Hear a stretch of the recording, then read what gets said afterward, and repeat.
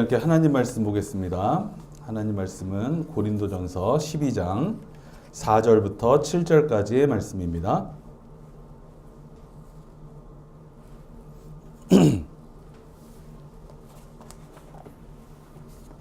우리 한 절씩 교독해서 읽도록 하겠습니다.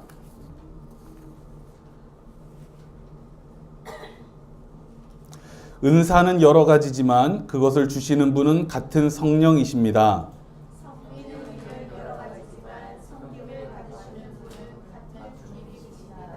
일의 성과는 여러 가지지만 모든 사람에게서 모든 일을 하시는 분은 같은 하나님이십니다.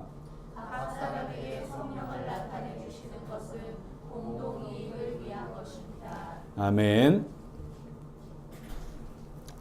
오늘은 성령의 은사를 펼치십시오. 성령의 은사를 펼치십시오라는 제목을 가지고 하나님 말씀을 전하도록 하겠습니다. 오늘은 어떻게 보면 우리 교회 역사에 기념비적인 날이 되지 않을까라는 생각이 듭니다.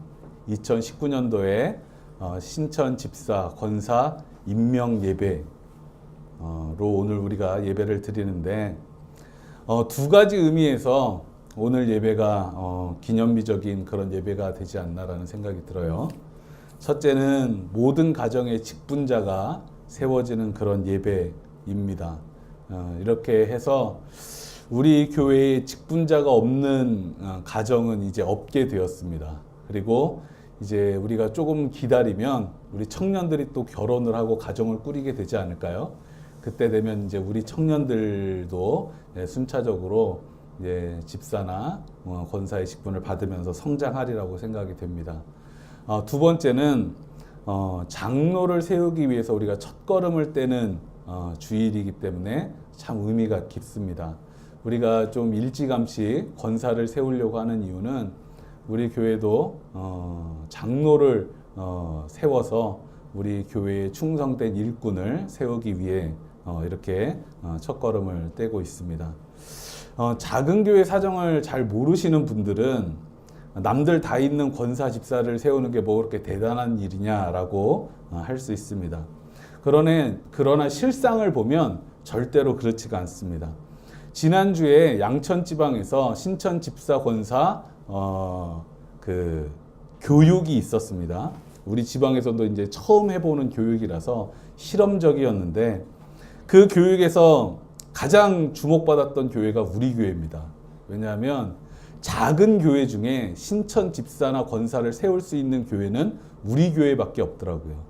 그래서 꾸준하게 오래전부터 신천 집사나 권사를 세워서 이렇게 교회가 조금씩 성장하는 모습을 보인 교회는 정말 우리 지방에서는 적어도 만남교회가 유일합니다. 자녀가 쑥쑥 자라도 부모는 그걸 잘 느끼지를 못하죠. 그리고 자기가 변화돼도 자신의 변화를 가장 늦게 깨닫는 게 자기 자신입니다. 마찬가지로 우리 교회의 성장을 가장 느끼지 못하는 게 또 우리 자신이 아닌가라는 그런 생각이 들어요. 우리 바깥에서는 스스로의 힘으로 저 밑바닥에서부터 꾸준히 성장해온 유일한 교회가 만남교회밖에 없다라고 평가를 합니다. 정말 이 시절에 작은 교회가 절대로 안 된다는 게 진리처럼 받아들여지고 있거든요. 그런데도 이렇게 성장해 왔다라고 하는 건 여러분이 자부심을 가져도 될 일입니다. 저는 여러분이 신앙적인 좀 자신감을 가지고 신앙생활을 할 수 있는 사람들이 되었으면 좋겠습니다. 그냥 내가 뚜렷하게 큰 성과를 거두지도 못했는데 큰 축복을 받지도 못했는데 내가 남들처럼 다른 열심으로 교회를 섬기지도 못하는데 이렇게 생각할 것이 아니라 여러분과 함께 성장해온 이 교회와 함께 성장해온 여러분을 보면서 여러분 스스로에 대해서 좀 자신감을 갖고 자부심을 가질 수 있기를 간절히 소망합니다. 물론 우리 삶에는 신앙의 흥결이 있습니다. 신앙에만 뭐 흥결이 있겠습니까? 여러 가지로 흥결이 있겠죠. 우리 모두는 흥결을 가지고 있기 때문에 그 흥결에 대해서 생각을 하면서 우리가 움츠러들 때가 많이 있습니다. 그러나 우리에게 흠결이 있다라고 하는 건 자연스러운 거지 나쁜 게 아닙니다. 흠결을 가지고 살아가는 사람들 중에서 가장 나쁜 건 뭐냐면 자기에게도 흠결이 있으면서 남의 흠결만 들춰내려고 하는 사람. 그게 아주 나쁜 거죠. 그거는 못된 겁니다. 그러나 우리가 흠결을 가지고 있고 우리가 흠결을 통해서 나의 부족한 모습을 발견하고 그래서 더 열심히 살아보려고 노력하는 건 결코 이게 우리에게 큰 흠이 될 수 없다라고 하는 거예요. 오히려 내게 흠이 조금 있다고 해서 움츠러들다 보면 그 어떤 아무런 진보도 할 수가 없는 겁니다. 우리가 흠이 있다고 해서 그걸 감추려고 하는 사람이 아니라 흠조차도 또 하나의 도전 과제로 삼아서 능력 있게 극복해낼 수 있는 주님의 사람들이 되기를 바랍니다.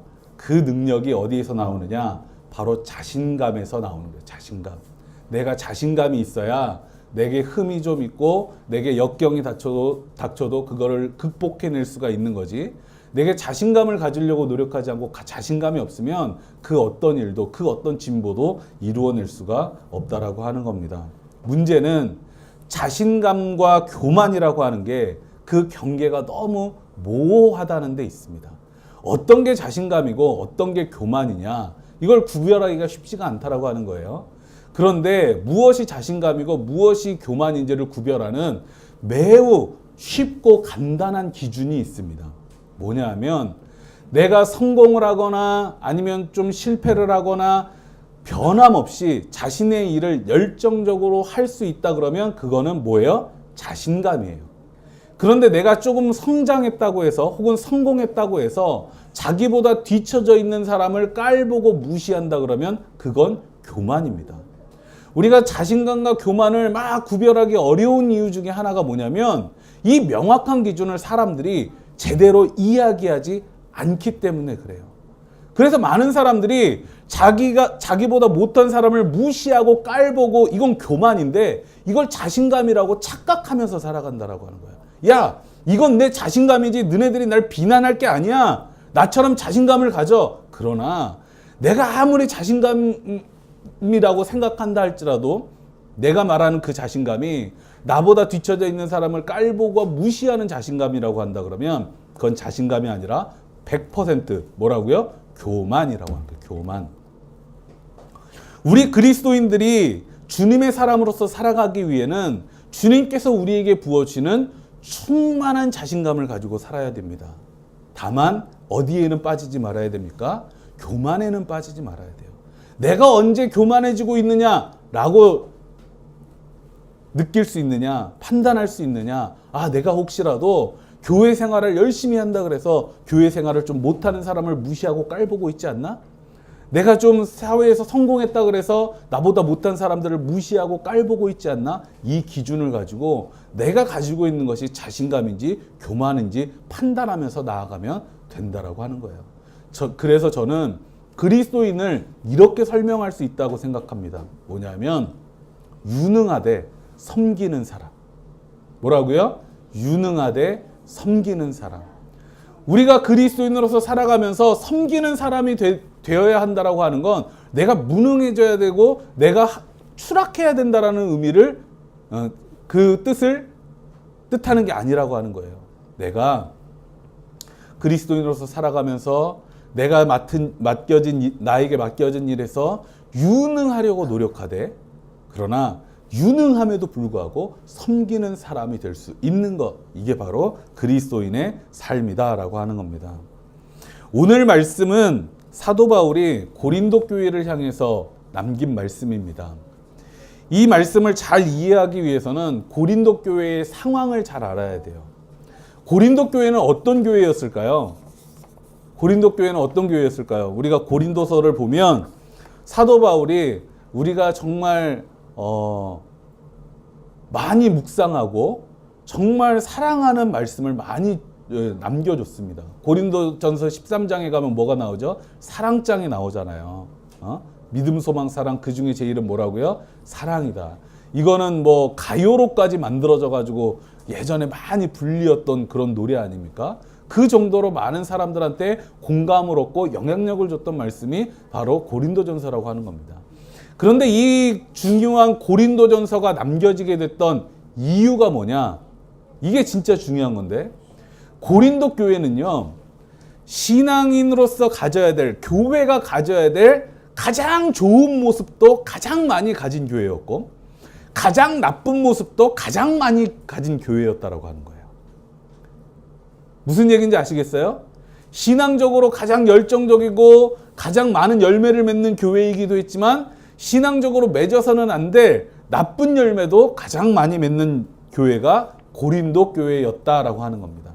그러니까 사도 바울이 보기에 고린도 교회는요, 애증이 항상 있었던 거예요.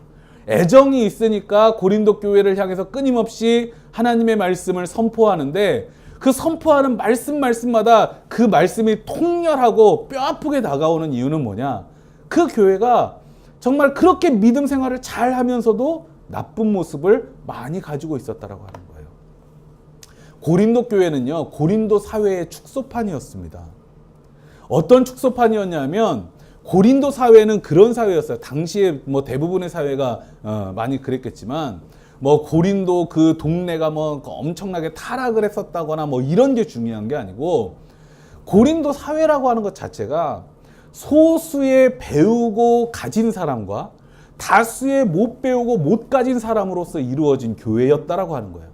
그러니까 고린도 교회도 어떤 모양이었냐면, 아주 소수는 몇 명은 굉장히 잘 살고 굉장히 많이 배운 사람들이었어요. 그 당시에 배웠다는 기준이 뭔지 아세요?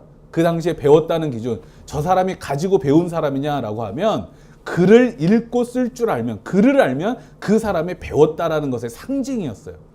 그리고 대부분의 사람들은, 대다수의 사람들은 글을 읽을 줄도 쓸 줄도 모르고 뭐 먹고 사느라 바빠가지고 하루벌이에 바빠가지고 글을 배우거나 그럴 여유가 없었던 정말 저런 밑바닥 인생들이었다라고 하는 거예요.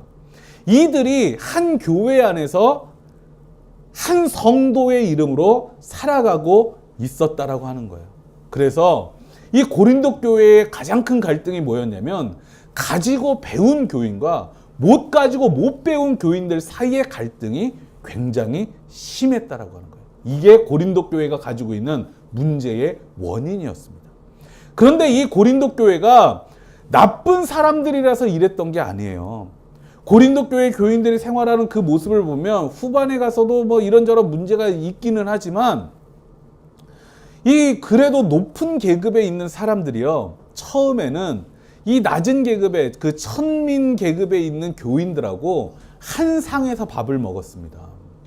우리가 지금은 뭐 장로고 목사고 뭐 집사고 다 한 상에서 밥을 먹잖아요. 부자고 가난한 사람이고 그걸 이상하게 생각하지 않잖아요. 그런데 그 당시는 계급 사회였기 때문에 상은요, 어떻게 차리냐면 계급끼리 차리는 거예요. 계급끼리. 그러니까 여러분 그런 거 옛날에 그런 경험 해보셨을지 모르겠는데, 저희도 그런 세대가 아닌데, 제가 이제 어느 친구 집에 놀러를 갔어요. 그 친구 집에 놀러를 갔는데, 그 친구 아버지가 굉장히 유교적인 사고가 꽉 이렇게 머릿속에 박혀 있는 분이었어요. 그러니까 제가 뭐 초등학교 시절이나 이런 때면 그래도 많이 세상이 바뀌었다라고 생각을 했는데, 그 친구 집에 갔더니, 그 친구네 집은 초가집인데 점심때가 되니까 밥상을 2개를 차리더라고. 하나의 밥상은 누가 앉은 거예요? 남자들이 앉아서 먹는 밥상이 있고 여자들이 앉아서 먹는 밥상을 따로 차리더라고. 그러니까 이게 어떤 밥상에 둘러 앉았다라고 하는 건 동질의식을 상징하는 거예요. 그래도 너와 내가 같은 계급이고 같은 동질성을 가지니까 한 밥상에서 먹는 거죠. 그 당시에 우리가 그 거지 나사로 이야기를 보면, 부자는 커다란 잔치상에서 밥을 먹고 거지는 거기서 떨어지는 부스러기를 먹었다 그러잖아요. 근데 이게 이렇게 보면 안 되는 거예요. 가장 좋은 자리에는 그 주인공의 잔치상, 부자의 잔치상이 있고, 그 밑에는 거기를 찾아온 평민들의 잔치상이 있는 거예요. 그리고 그 평민들의 잔치상 바깥에 뭐가 있냐? 거지가 부스러기를 주워 먹는 땅바닥이 있는 거예요. 이처럼 같은 계급의 사람들끼리만 밥을 먹는 거예요. 그런데 고린도 교회는 어떻게 했느냐?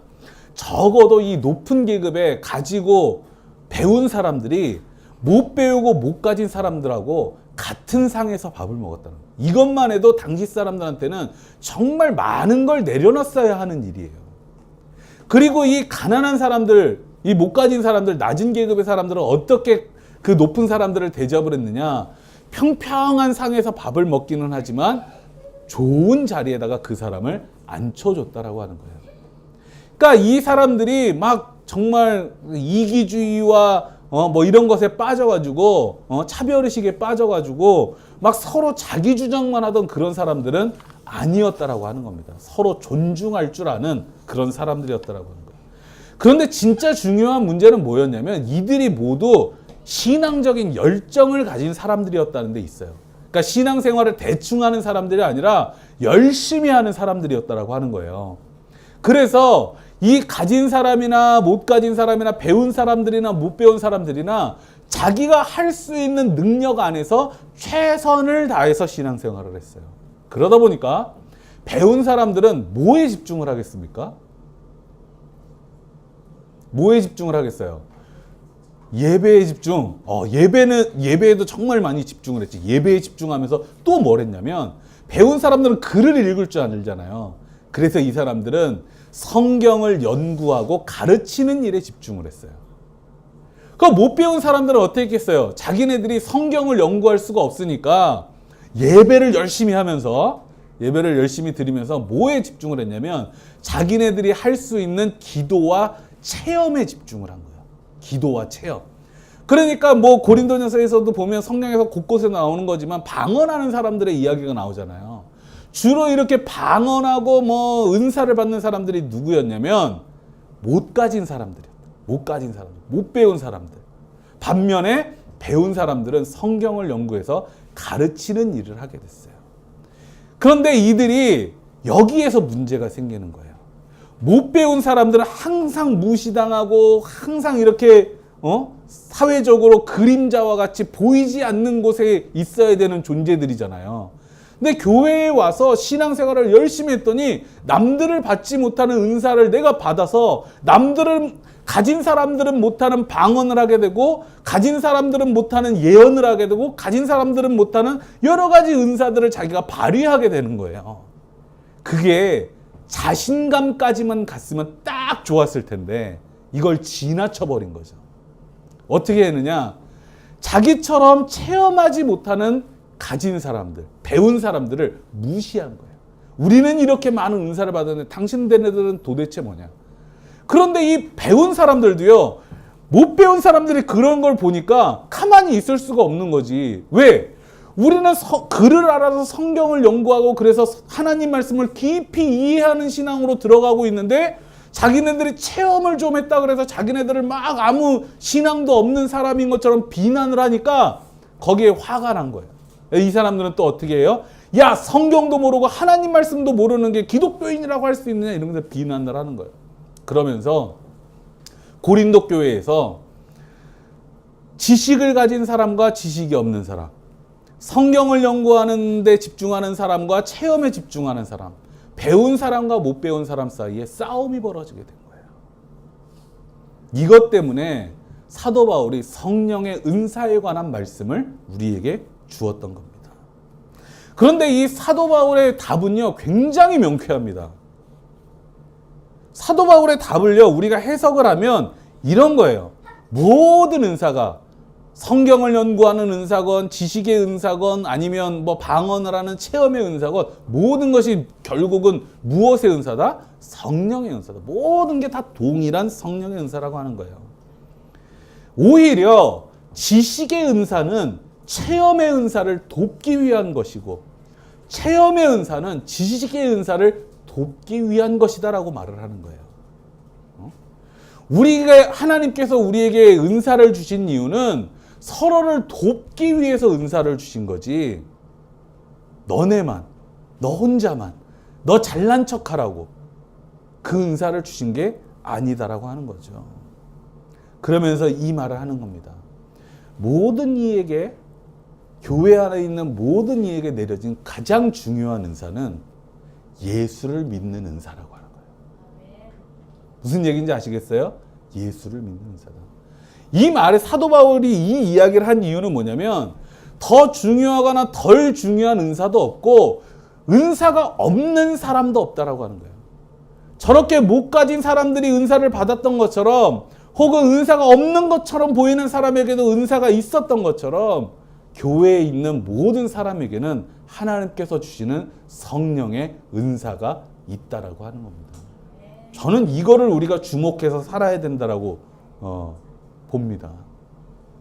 많은 사람들이 뭐 직분을 주겠다, 교회에 어떤 사명을 맡기겠다고 하면 어떤 이야기를 하냐면 목사님, 저는 아직 달란트를 발견하지 못했어요. 제가 그게 제 달란트인지 잘 모르겠습니다. 이렇게 하면서 일을 뺀다란 말이죠. 그런데 이게 굉장히 큰 착각이라고 하는 거예요. 하나님은 이미 모든 사람에게 달란트를 주셨어요. 내가 받은 달란트가 무엇인지 알려면 일단은 뭔가라도 해봐야 알 수 있는 거예요.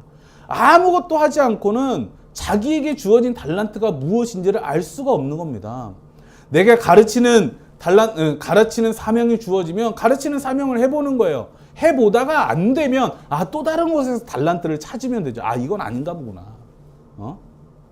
내가 봉사하는 사명에게 내게 맡겨지면 그 봉사하는 사명을 하다가 이게 내 달란트가 아니다 싶으면 또 가르치는 달란트나 다른 곳에서 찾으면 되는 거예요. 그런데 아무것도 하지 않으면요, 아무 달란트도 우리는 발견할 수가 없다라고 하는 겁니다. 하나님은 우리에게 이미 은사를 주셨어요. 심지어 믿음이 약함도 매우 중요한 은사예요. 우리는 보통 믿음이 약하면 무시하잖아요. 믿음이 약한 사람을 보면 항상 그보다 더 좋은 믿음을 가져야지, 큰 믿음을 가져야지, 믿음이 그거밖에 안 돼서 어떡하냐 이렇게 얘기를 하잖아요. 그런데 이 믿음의 약함이 교회 안에서 굉장히 중요해요. 교회 안에는요, 반드시 믿음이 약한 사람이 있어야 되는 겁니다. 그래야 믿음이 좋은 사람들이 맹목적으로 무슨 일을 하려고 할 때 객관적인 충고를 해줄 수가 있는 거예요. 그러니까 믿음이 약함은요, 어떤 거냐면 광신으로 빠지지 않게 막아주는 방패와 같은 거예요. 그러니까 내가 좀 믿음이 약한 것 같아, 나는 믿음 생활 좀 열심히 못하는 것 같아, 그러면 주님께서 열심히 하는 사람 바깥에서 좀 떨어져서 객관적인 충고를 할 수 있는 일을 하라고 나에게 맡겨주셨다 생각을 하면 되는 겁니다. 저는 한국교회에 가장 필요한 것 중에 하나가 믿음의 약함을 하나의 중요한 은사로 받아들일 수 있는 지혜라고 생각을 해요.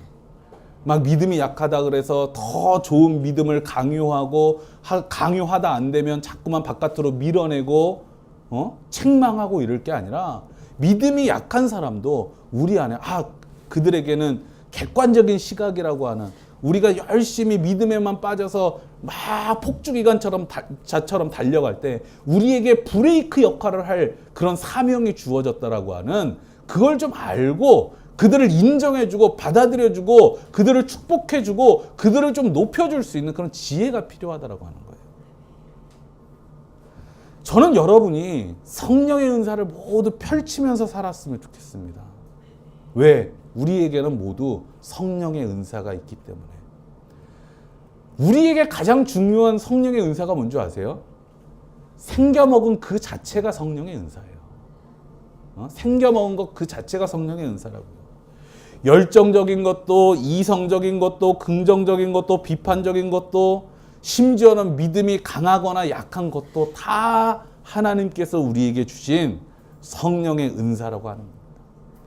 우리가 멋진 작품을 만나기 위해서는 뭐가 있어야 됩니까? 멋진 작품을 만나려면 만약에 피카소가 그림을 그린다고 생각을 해보세요. 요즘은 클림트가 굉장히 대세던데, 클림트가 황금빛의 화가 클림트가 그림을 그릴 때 여러분 잘 보면요, 황금빛의 화가라고 하지만 클림트의 그림에는 황금빛만 사용된 게 아닙니다. 황금빛이 많이 쓰였기는 하지만 빨간색도 있고 파란색도 있고 노란색도 있고 다양한 색들이 쓰여져 있는 거예요. 그래서 멋진 작품이 나오는 겁니다. 우리가 이걸 잊어버리면 안 돼요. 근데 이렇게 이야기하면요, 빨강, 노랑, 파랑, 초록, 보라 이런 색만 다양성이라고 생각하기 쉬워요.